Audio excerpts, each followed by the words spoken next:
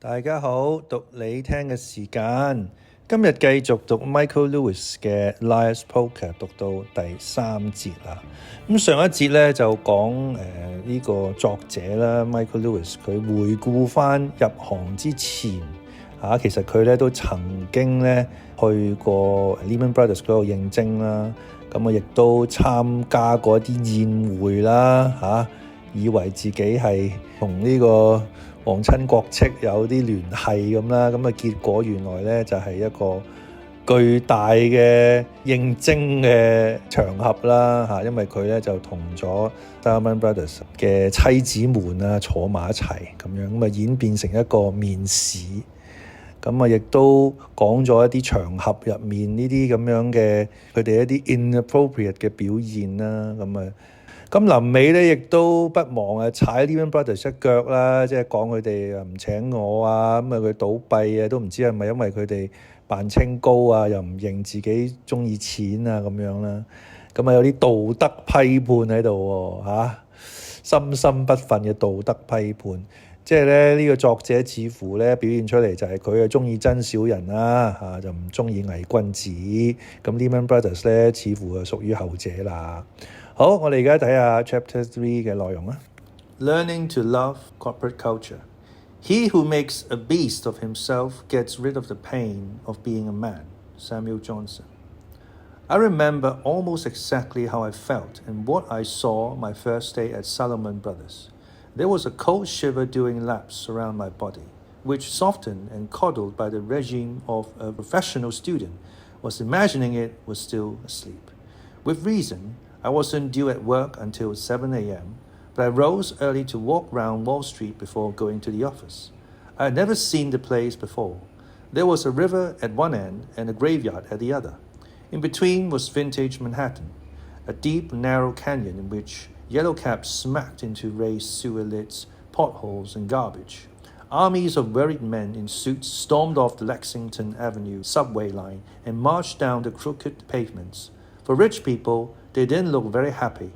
They seemed serious, at least compared with how I felt. I had only a few jitters that accompany any new beginning. Oddly enough, I didn't really imagine I was going to work, more as if I were going to collect lottery winnings. Salomon Brothers had written me in London to announce that it would pay me an MBA's wage, though I had no MBA, of $42,000 plus a bonus after the first 6 months of $6,000 more. At that time, I hadn't had the education required to feel poor on $48,000 a year. Receiving the news in England, the land of limp paychecks, accentuated the generosity of Salomon's purse. A chaired professor of the London School of Economics, who took a keen interest in material affairs, stared at me buck-eyed and gurgled when he heard what I was to be paid. It was twice what he earned. He was in his mid-40s and at the top of his profession.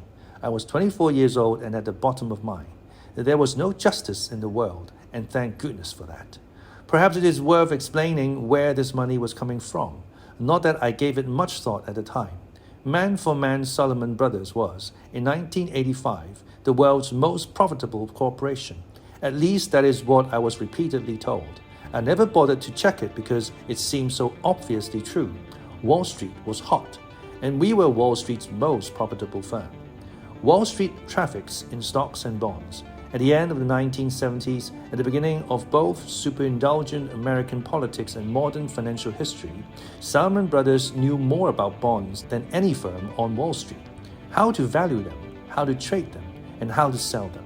The sole chink in its complete dominance of the bond markets in 1979 was in junk bonds, which we shall return to later, and which were the specialty of another firm, similar to us in many ways, Drexel Burnham. And in the late 1970s and early 1980s, junk bonds were such a tiny fraction of the market that Salomon effectively dominated the entire bond market. The rest of Wall Street had been content to let Salomon Brothers to be the best bond traders because the occupation was neither terribly profitable nor prestigious. What was profitable was raising capital for corporations. What was prestigious was knowing lots of corporate CEOs. Salomon was a social and financial outlier. That, anyway, is what I was told. It was hard to prove any of it because the only evidence was oral.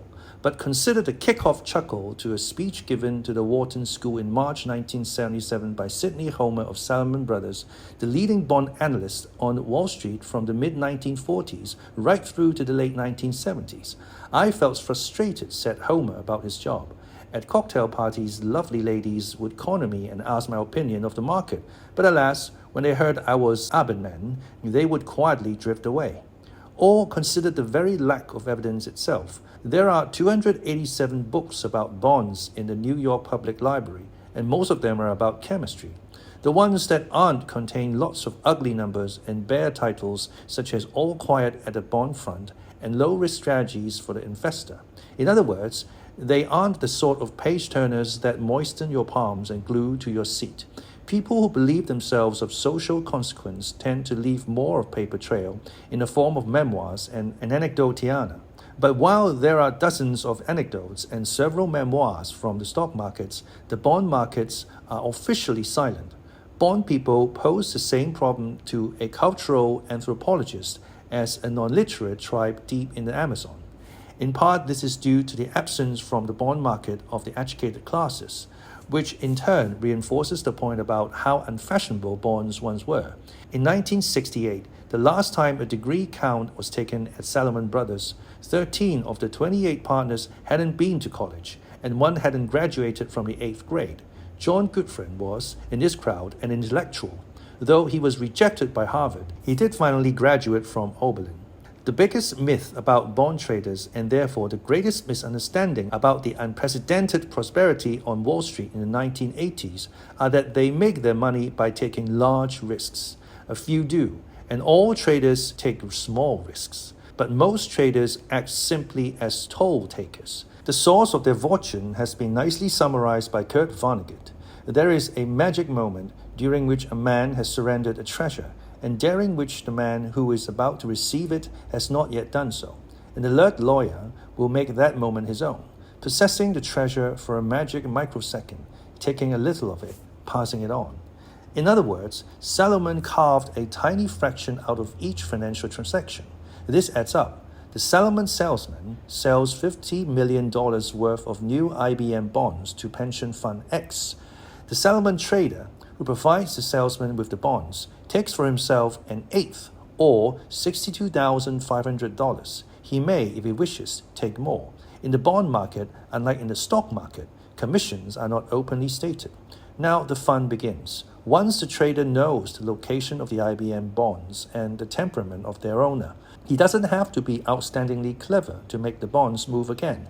He can generate his own magic microseconds. He can, for example, pressure one of his salesmen to persuade insurance company Y that the IBM bonds are worth more than pension fund X paid for them initially. Whether it is true is irrelevant. The trader buys the bonds from X and sells them to Y and takes out another eighth, and the pension fund is happy to make a small profit in such a short time. In this process, it helps if neither of the parties on either side of the middleman knows the value of the treasure. The men on the trading floor may not have been to school, but they have PhDs in man's ignorance. In any market, as in any poker game, there is a fool. The astute investor Warren Buffett is fond of saying that any player unaware of the fool in the market probably is the fool in the market. In 1980, when the bond market emerged from a long dormancy, many investors and even Wall Street banks did not have a clue who was the fool in the new game. Salomon bond traders knew about fools because that was their job. Knowing about markets is knowing about other people's weaknesses. And a fool, they would say, was a person who was willing to sell a bond or less or buy a bond for more than it was worth. A bond was worth only as much as the person who valued it properly was willing to pay. And Salomon, to complete the circle, was the firm that valued the bonds properly. But none of this explains why Salomon Brothers was particularly profitable in the 1980s. Making profits on Wall Street is a bit like eating the stuffing from a turkey. Some high authority must first put the stuffing into the turkey.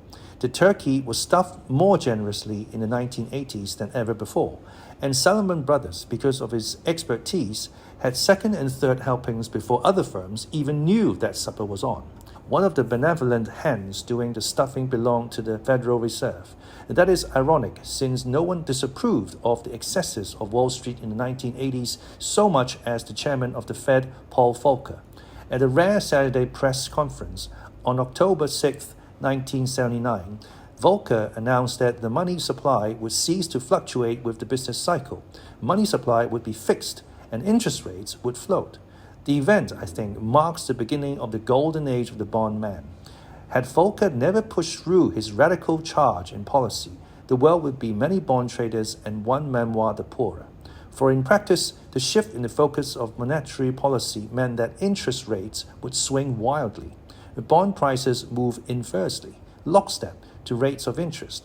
Allowing interest rates to swing wildly meant allowing bond prices to swing wildly. Before Volcker's speech, bonds had been conservative investments into which investors put their savings when they didn't fancy a gamble in the stock market. After Volcker's speech, bonds became objects of speculation, a means of creating wealth rather than merely storing it. Overnight, the bond market was transformed from a backwater into a casino. Turnover boomer at Salomon. Many more people were hired to handle new business on starting salaries of 48 grand. Once Volcker had set interest rates free, the other hand stuffing the turkey went to work. America's borrowers, American governments, consumers, and corporations borrowed money at a faster clip during the 1980s than ever before. This meant the volume of bonds exploded. The combined indebtedness of the three groups in 1977 was $323 billion, much of which wasn't bonds but loans made by commercial banks. By 1985, the three groups had borrowed $7 trillion. What is more, thanks to financial entrepreneurs at places like Salomon and the shakiness of commercial banks, a much greater percentage of the debt was cast in the form of bonds than before. So not only were bond prices more volatile, but the number of bonds to trade increased. Nothing changed within Salomon Brothers that made the traders more able. Now, however, trades exploded in both size and frequency.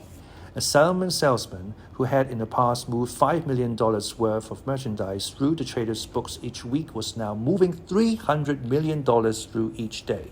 He, the trader, and the firm began to get rich, and they decided for reasons best known to themselves to invest some of their winnings in buying people like me. Classes at Salomon Brothers were held on the 23rd floor of its building on the southeastern tip of Manhattan. I made my way there to begin, at last, my career. At first blush, my prospects looked bleak. The other trainees appeared to have been in the office for hours. In fact, to get an edge on their colleagues, most had been there for weeks. As I walked into the training area, they were gathered in packs in the hallways or in the foyer behind the classroom, chattering. It was a family reunion. Everyone knew everyone else. Cliques had gelled. All the best lockers had been taken. Newcomers were regarded with suspicion. Already opinions had formed of who was good, meaning who was cut out from the Salomon trading floor, and who was a loser. One group of men stood in a circle in a corner of the foyer, playing a game I didn't recognize, but now know to be liar's poker. They were laughing, cursing, eyeing each other sideways, and generally behaving in a brotherly, traderly manner. They wore belts. I think I gave up the idea of feeling immediately at home at Salomon Brothers when I saw the belts. I had taken the opportunity to break out a pair of bright red suspenders with large gold dollar signs running down them. Time to play investment banker, I had thought. Wrong. Later, a well-meaning fellow trainee gave me a piece of advice. Don't let them see you on the trading floor in those things, he said. Managing directors are the only guys who can get away with wearing suspenders. Who the F does he think he is anyway? I remember also that as I walked into the foyer that first morning, a female trainee was shouting into what must have been a fuzzy phone connection. In the midst of a scorching July, the pudgy woman on the phone was stuffed into a three-piece beige tweed suit with an oversized white bow tie, which I probably would not have given a second thought had she not herself called attention to it. She placed one hand over the receiver and declared to a tiny group of women, "Look, I can do 6 full suits for $750. These are quality, and that is a good price. You can't get them any cheaper." That explained it. She wearing tweed only because she was selling tweed. She guessed rightly that her training class represented a market in itself. People with money to burn, eyes for a bargain, and space in their closets for the executive look. She had persuaded an Oriental sweatshop to supply her with winter wear in bulk. When she saw me watching her, she said that given a bit of time, she could do men too. She did not mean this as a bawdy joke. Thus, the first words spoken to me by a fellow trainee were by someone trying to sell me something. It was a fitting welcome to Salomon Brothers. From the foyer's darkest corner came a tiny ray of hope, the first sign that there was more than one perspective on life at Salomon Brothers. A fat young man lay spread-eagled on the floor. He was, as far as I could determine, asleep. His shirt was untucked and badly wrinkled. His white belly pushed through like a whale's hump where the buttons had come undone. His mouth was open wide as if awaiting a bunch of grapes. He was an Englishman. He was predestined for the London office, I later learned, and not terribly worried about his career. Compared with most trainees, he was a man of the world. He complained incessantly of being treated like a child by the firm. He had been in the markets in the city of London for 2 full years and found the whole idea of a training program absurd. So he turned Manhattan into his sporting ground at night. He convalesced during the day. He drank pots of coffee and slept on the training class floor, from which he made his first indelible impression on many of his new colleagues. The 127 unholy members of the class of 1985 were one of the series of human waves to wash over what was then the world's most profitable trading floor. At the time, we were by far the largest training class in Salomon's history, and the class after us was nearly twice as large again. The ratio of support staff to professional was 5-1, so 127 of us meant 635 more support staff. The increase in numbers was dramatic in a firm of slightly more than 3,000 people. The hypergrowth would eventually cripple the firm and, even to us, seemed unnatural, like dumping too much fertilizer on the plant. For some strange reason, management did not share our insight. In retrospect, it is clear to me that my arrival at Salomon marked the beginning of the end of that hallowed institution. Wherever I went, I couldn't help noticing the place fell apart. Not that I was ever a big enough wheel in the machine to precipitate its destruction on my own, but that they let me. And other drifters like me, in the door at all was an early warning signal. Alarm bells should have rung. They were losing touch with their identity. They had once been shrewd traders of horseflesh. Now they were taking in all the wrong kinds of people. Even my more commercially minded peers, no, especially my more commercially minded peers, such as the woman selling the suits, did not plan to devote their lives to Salomon Brothers, and neither did I. Nothing bound us to the firm but what had enticed many of us to apply: money and a strange belief that no other jobs in the world were worth doing. Not exactly the stuff of deep and abiding loyalties. Inside of 3 years, 75% of us would be gone. After this large infusion of strangers intent on keeping the distance, the firm went into convulsions, just as when anybody ingests large quantities of an alien substance. We were a paradox. We had been hired to deal in the market, to be more shrewd than the next guy, to be, in short, traders. Ask any astute trader and he'll tell you that his best work cuts against the conventional wisdom. Good traders tend to be the unexpected. We, as a group, were painfully predictable. By coming to Salomon Brothers, we were doing only what every sane, money-hungry person would do. If we were unable to buck convention in our lives, would we be likely to buck convention in the market? After all, the job market is a market. We were as civil to the big man addressing the class as we had been to anyone, which wasn't saying much. He was a speaker for the entire afternoon. That meant he was trapped for 3 hours to the 10-yard trench in the floor at the front of the room with a long table, a podium, and a blackboard. The man paced back and forth in the channel like a coach on the sidelines, sometimes staring at the floor, other times menacing at us.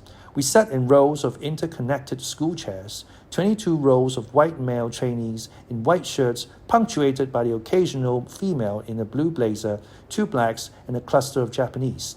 The dull New England clam chowder color of the training room walls and floor set the mood of the room. One wall had long, narrow slits for window with a sweeping view of New York Harbor and the Statue of Liberty, but you had to be sitting right beside them to see anything.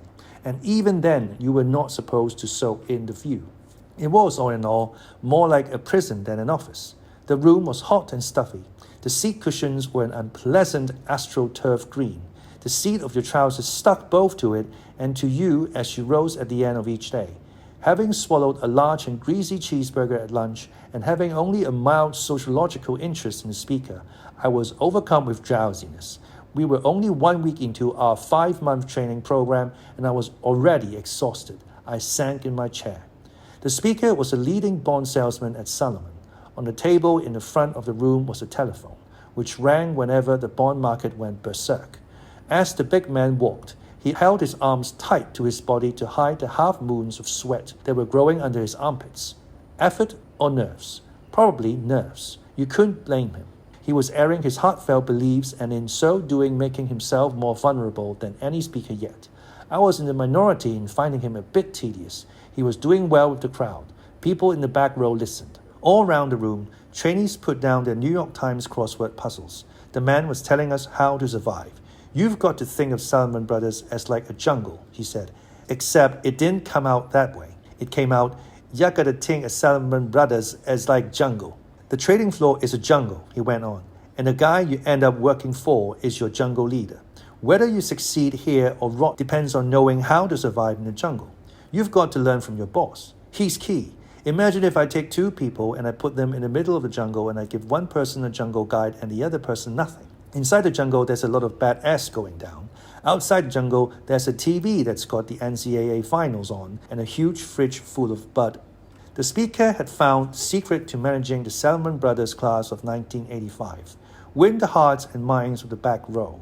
The back row, from about the third day of classes on, teetered on the brink of chaos.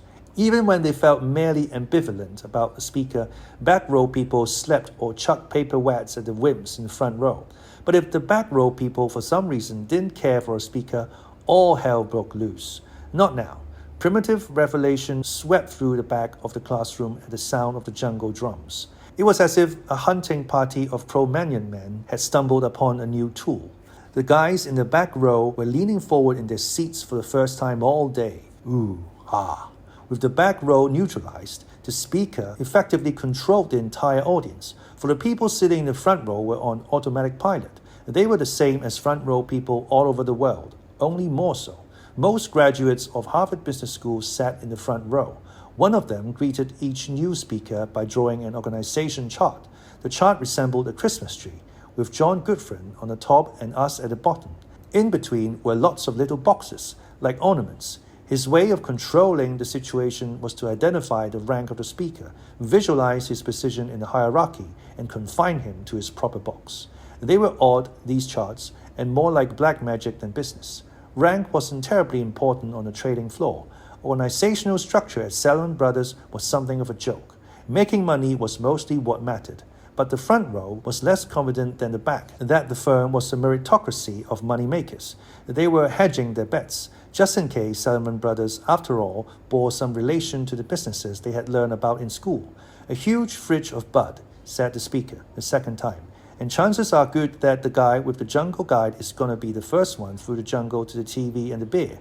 Not to say the other guy won't eventually get there too, but here he stopped pacing and even gave the audience a little sly look. He'll be real thirsty, and there's not going to be any beer left when he arrives.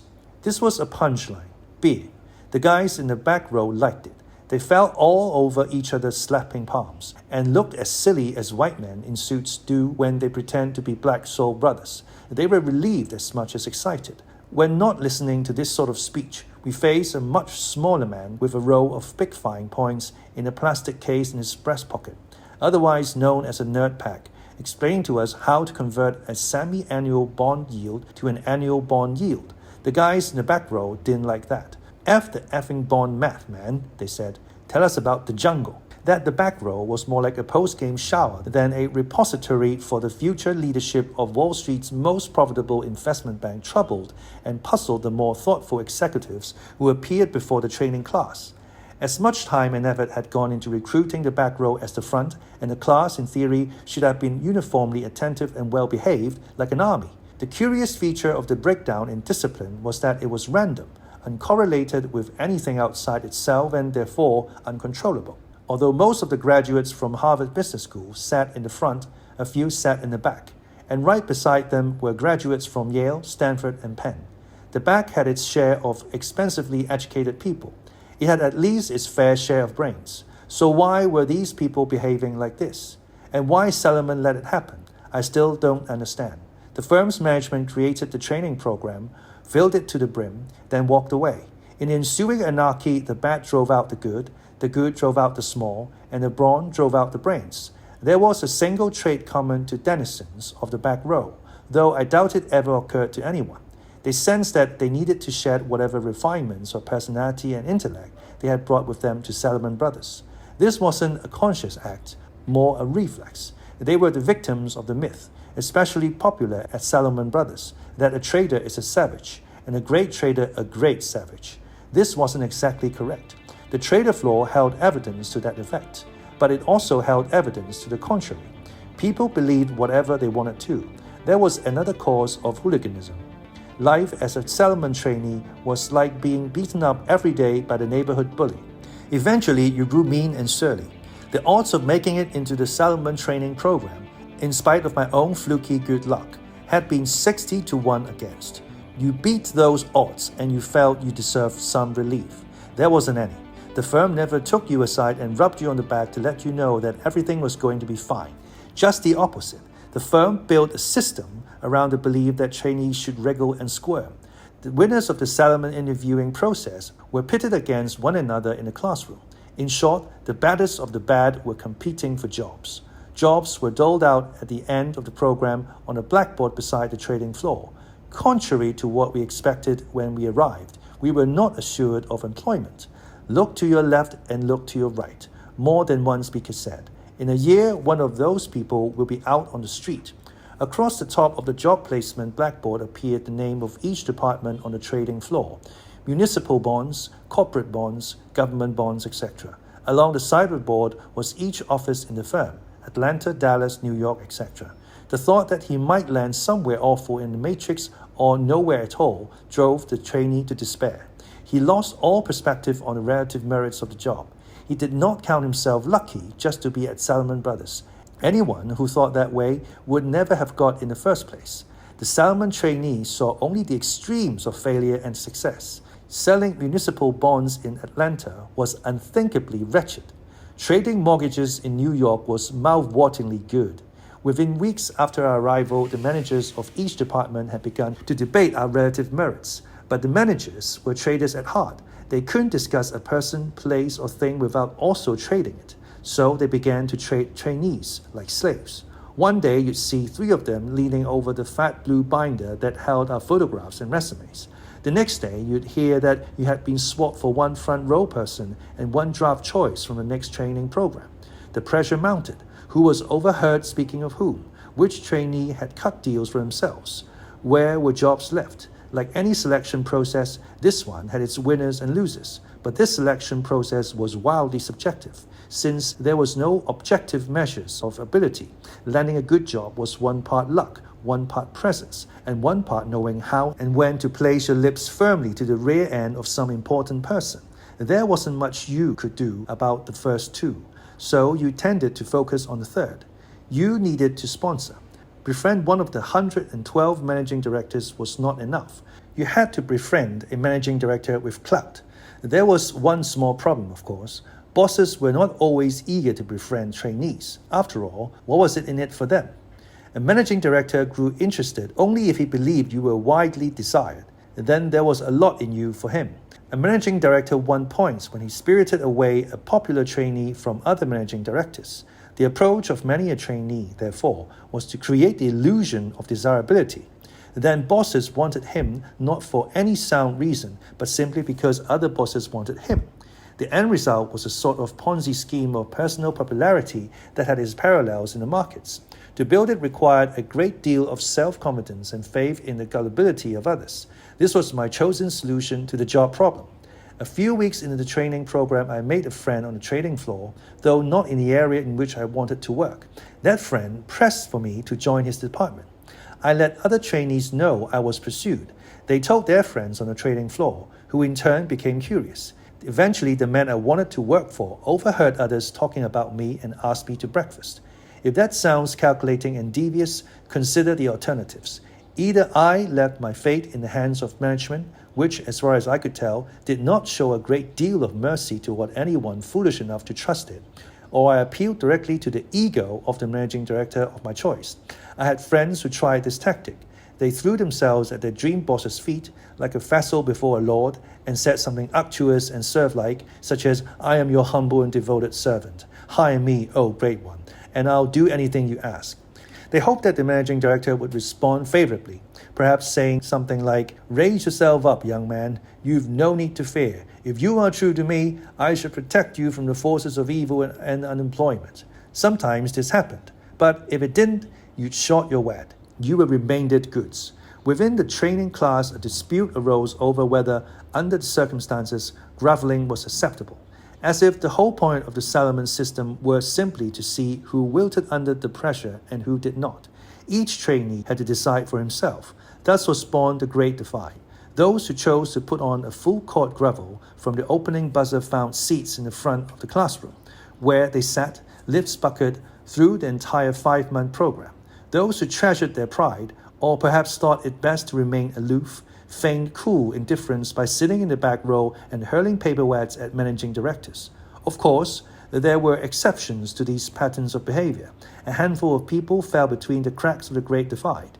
2 or 3 people cut deals with managing directors at the start of the program that ensured them the jobs of their choice. They floated unpredictably, like freemen among slaves, and widely thought to be management spies. A few trainees had back row hearts, but also wives and children to support. They had no loyalty. They remained aloof from the front row out of disdain and from the back row out of a sense of responsibility. I considered myself an exception, of course. I was accused by some of being a front row person because I liked to sit next to the man from the Harvard Business School and watch him draw organization charts. I wondered if he would succeed. Also, I asked too many questions. It was assumed that I did this to ingratiate myself with the speakers, like a front row person. This was untrue, but try telling that to the back row.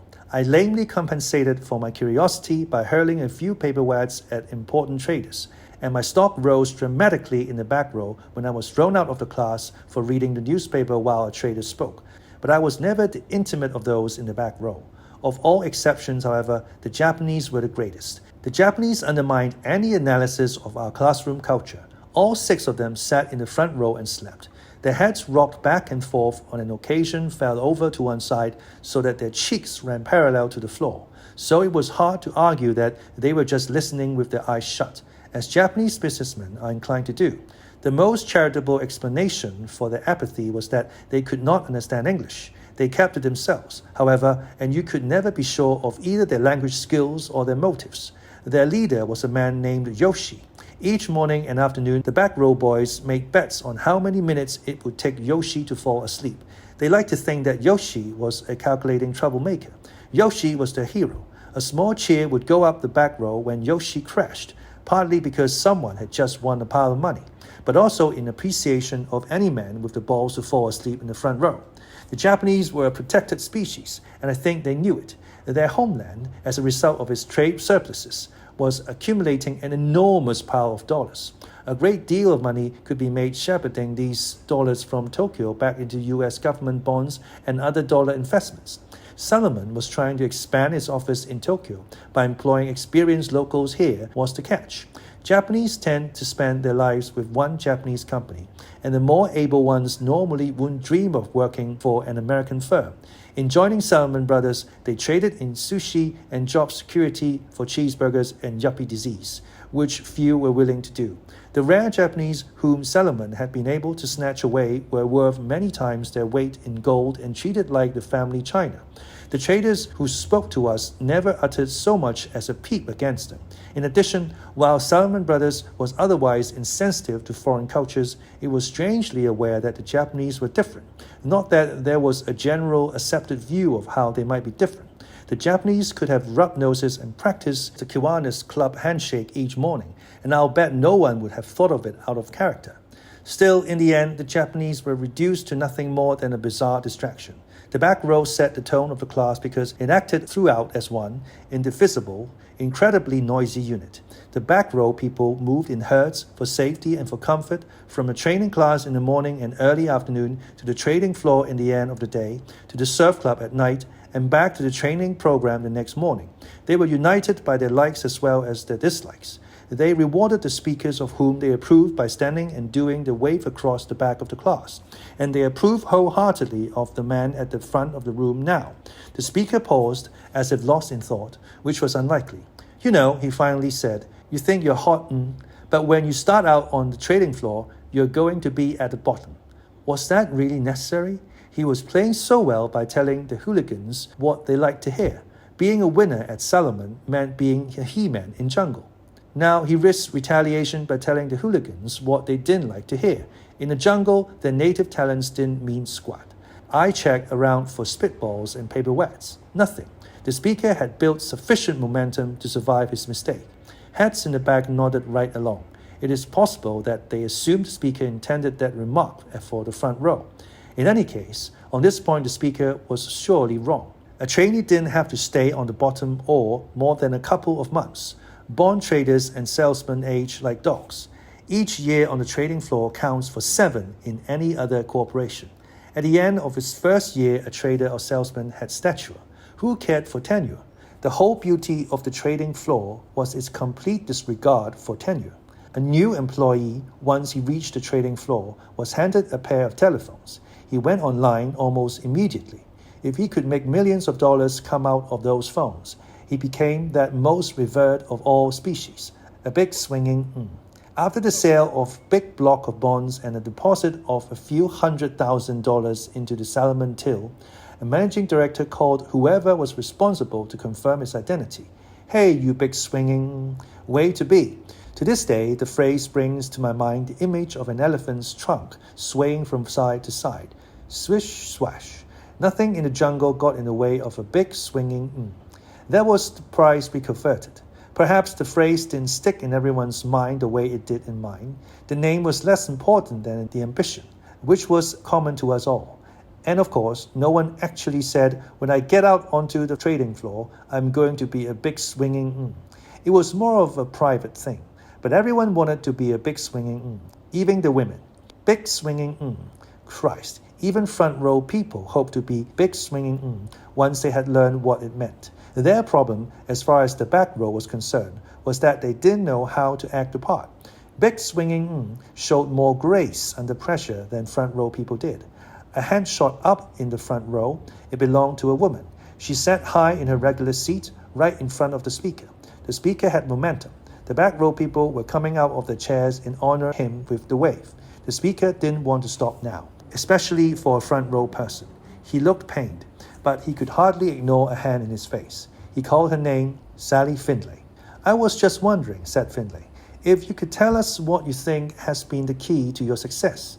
This was too much. Had she asked a dry technical question, she might have pulled it off. But even the speaker started to smile. He knew he could abuse the front row as much as he wanted. His grin spoke volumes to the back row. It said, hey, I remember what these brown noses were like when I went through the training program. And I remember how much I despise speakers who let them kiss butt. So I'm going to let this woman hang out and dry for a minute. Ha, ha, ha. The back row broke out on its loudest laughter yet. Someone cruelly mimed Findlay in a high-pitched voice. Yes, do tell us why you're so successful. Someone else shouted, down, boy, as if scolding an overheated poodle. A third man cupped his hand together around his mouth and hollered, equities in Dallas. Poor Sally. There were many bad places your name could land on the job placement backboard in 1985, but the absolute worst was in the slot marked equities in Dallas. We could not imagine anything less successful in our small world than an equity salesman in Dallas. The equity department was powerless in our firm, and Dallas was, well, a long way from New York. Thus, equities in Dallas became training program shorthand for just bury that lowest form of human scum where it will never be seen again. Bury Sally, they shouted from the back of the room. The speaker didn't bother with an answer. He raced to a close before the mob he had incited became uncontrollable. You spend a lot of time asking yourself questions. Are Muniz right for me? Are Grovies right for me? Are corporates right for me? You spend a lot of time thinking about that, and you should. But think about this. It might be more important to choose a jungle guide than to choose your product. Thank you. The room emptied immediately. There was a 15-minute break until the next speaker began, and 2 separate crowds rushed as usual for the 2 doors out of the classroom. Front row people exited front, back row people exited back in a foot race to the 4 telephones with the 3 watts lines. The powers of Salomon Brothers rely on the training program to make us more like them. What did it mean to be more like them?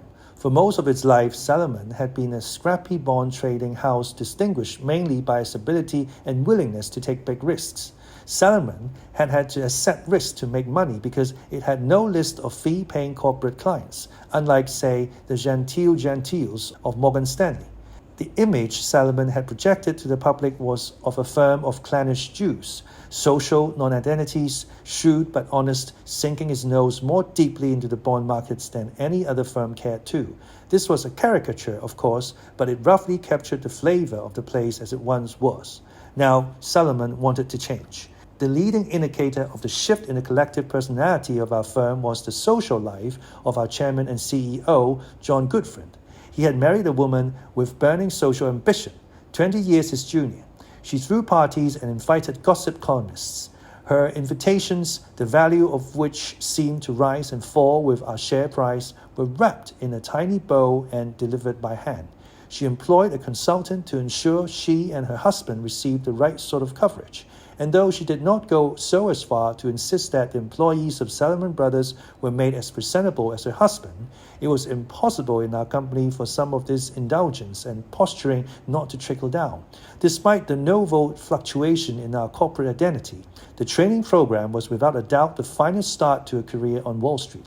Upon completion, a trainee could take his experience and cash it in for twice the salary on any other Wall Street trading floor. He had achieved, by the standards of Wall Street, technical mastery of his subject. It was an education in itself to see how quickly one became an expert on Wall Street. Many other banks had no training program. Drexel Burnham, in what I admit is an extreme example, even told one applicant to befriend someone on Salomon just to get hold of the Salomon training program handouts.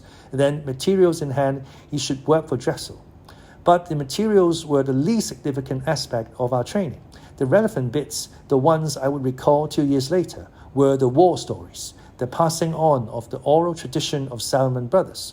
Over 3 months, leading salesmen, traders, and financiers shared their experience with the class. They trafficked in unrefined street wisdom, how money traveled round the world, how a trader feels and behaves, and how to schmooze a customer. After 3 months in the class, trainees circulated wearily around the trading floor for 2 months more. Then they went to work. All the while, there was a hidden agenda, to Salomonize the trainee. The trainee was made to understand, first, that inside Salomon Brothers he was, as a trader once described us, lower than whale on the bottom of the ocean floor, and second, that lying under whale at Salomon Brothers was like rowing in clover compared with not being at Salomon at all. In the short term, the brainwashing overly worked. A few investment banks had training programs, but with the possible exception of Goldman Sachs, none was so replete with firm propaganda. A woman from the New York Times who interviewed us 3 months into our program was so impressed by the uniformity in our attitudes towards the firm that she called her subsequent article the boot camp for top MBAs. Like all newspaper articles about Salomon Brothers, it was quickly dismissed. The don't know what she's talking about, said the back row. The class Boy Scouts were mercilessly hounded for saying in print things like, they, Salomon, don't need to give us a pep talk. We're pumped up, which you had to admit was a little much. The article was revealing for another reason. It was the only time someone from the outside was let in and permitted to ask the most obvious question. Why were we so well paid? A back row person who had just taken an MBA from the University of Chicago explained to the readers of the Times. It's supply and demand, he said. My sister teaches kids with learning disabilities. She enjoys her work as much as I do, but earns much less. If nobody else wants to teach, she'd make more money. Say what you will about the analysis. The Times readers certainly did. The same article had mentioned more than 6,000 people had applied for 127 places in the program. Paychecks at Salomon Brothers spiraled higher in spite of the willingness of others who would, no doubt, do the same job for less. There was something fishy about the way supply met demand in an investment bank. But there was also something refreshing about any attempt to explain the money we were about to be paid. I thought it admirable that my colleague had given it the old business school try. No one else ever did. The money was just there. Why did investment banking pay so many people with so little experience so much money? Answer: when attached to a firm, they could produce even more money. How could they produce money without experience? Answer: producing in an investment bank was less a matter of skill or more a matter of intangibles, flair, persistence, and luck.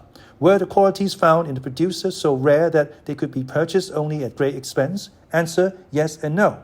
That was the question of questions. The ultimate expression of our dumb compliance was in not asking at the outset why the money flowed so freely and how long it would last.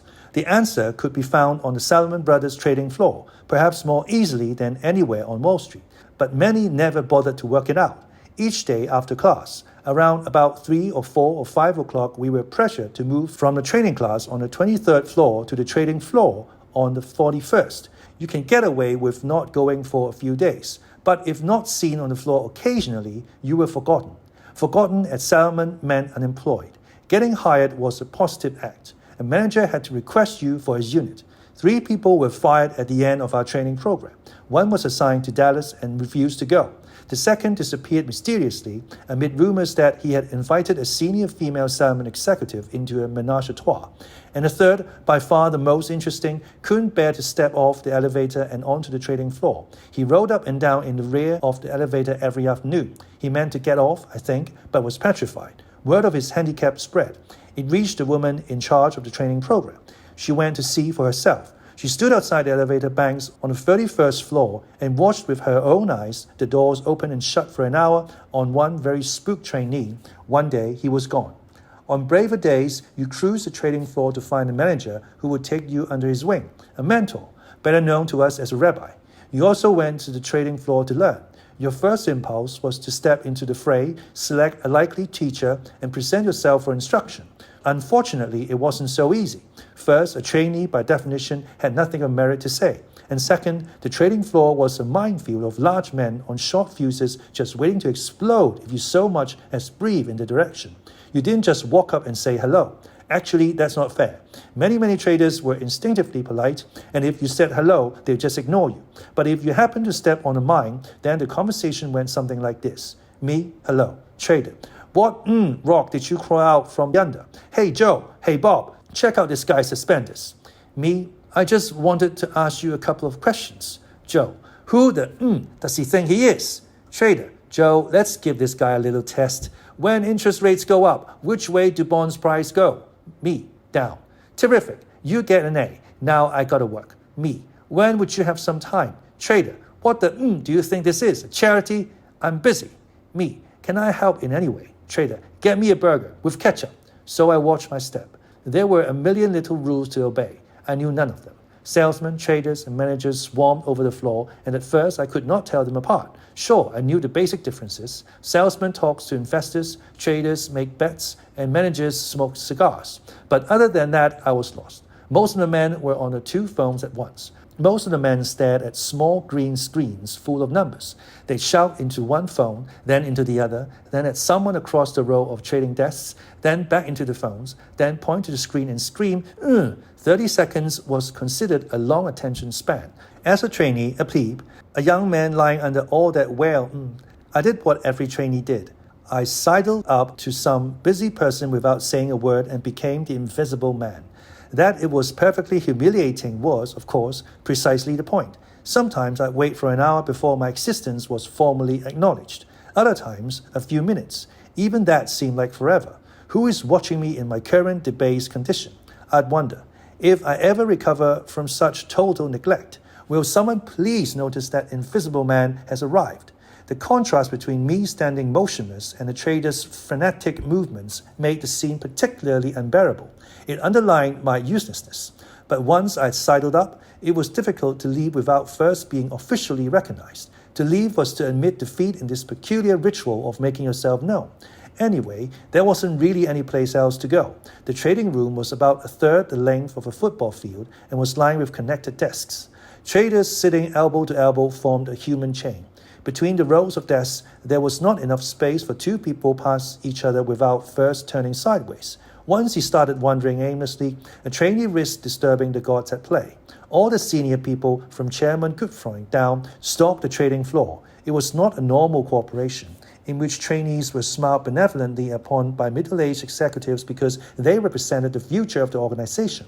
Salomon trainees were freeloaders, guilty until proven innocent.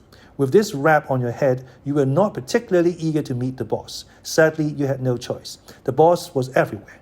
He saw you in your red suspenders with gold dollar signs and knew instantly who you were, a cost center.